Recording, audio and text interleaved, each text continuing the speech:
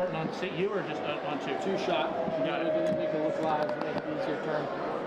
Go ahead. 3, 2. All right, thank you very much, Governor Sisolak. We have gone through this for many years, from before the funding mechanisms even started to the point we are now. What are your thoughts as you step into the stadium with a full house tonight? It's hard to believe it's finally becoming reality.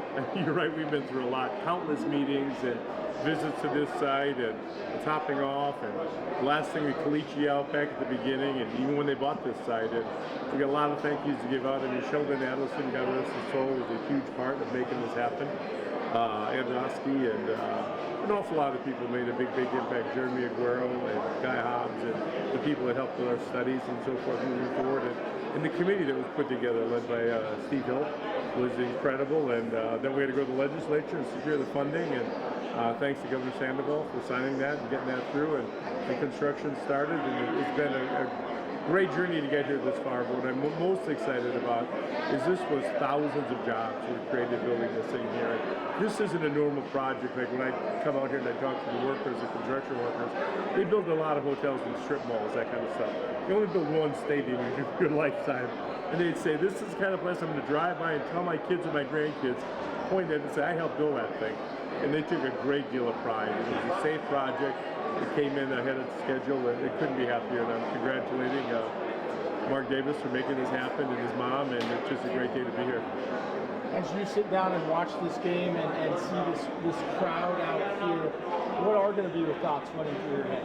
Well, just how long of a journey was to get to this point. I mean, it was tough. It wasn't easy, and people never said no. We ran into a lot of obstacles along the way, and people said you can't do it, you'll never be able to make this happen. And if you persevere and you just put your head down and keep moving forward, like the Raiders play football, good things happen. And that's what we've got tonight. The Raiders are leading the way in the NFL by saying if you're going to come into the stadium, you have to be vaccinated. Some other teams have followed suit. What does that say about our state in terms of leading the way in this process to get 65,000 vaccinated people without masks watching the NFL? I couldn't be happier. I mean, I talked to Dan Ventrelli today a couple times, and he sent me pictures. There were hundreds of people in line today waiting to get their vaccination so they could get the first one, at least get into the stadium, which was a good thing. There's no doubt in my mind that tens of thousands of people probably got vaccinated as a result of this. They're all not Nevada residents, but some of them are, and that's a great thing to get us to move forward. I encourage more businesses and events to do the same, but the Raiders took a chance, but it shows what their commitment is to this community, and I'm proud of the fact that we talked about this for a long time.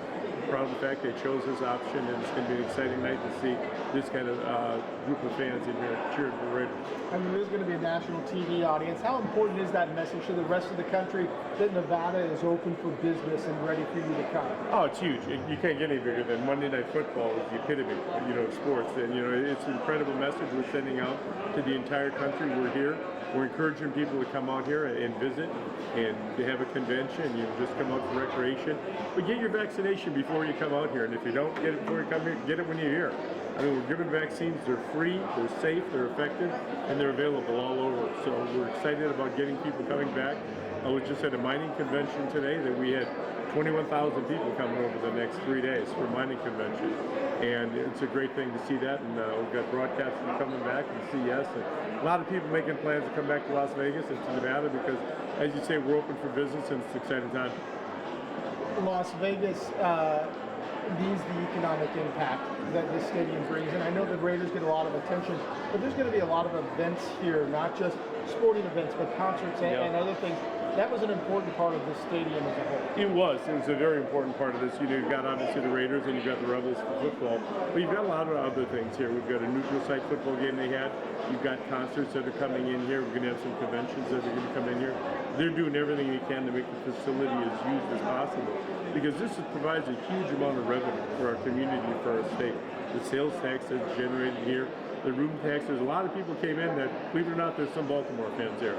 There's a lot that came in here, flew in, and they're taking up our rooms for the last couple of days and eating in our restaurants and shopping in our stores, which was one of the preeminent things behind the stadium. This is another draw, another tool in our tool belt in Las Vegas and in Nevada to attract people to come here, give them another reason or extend their stay a couple more days. Governor, thank you for your time. It's a pleasure, thanks. All right. Just win, baby. Let's send it back to you in the studio.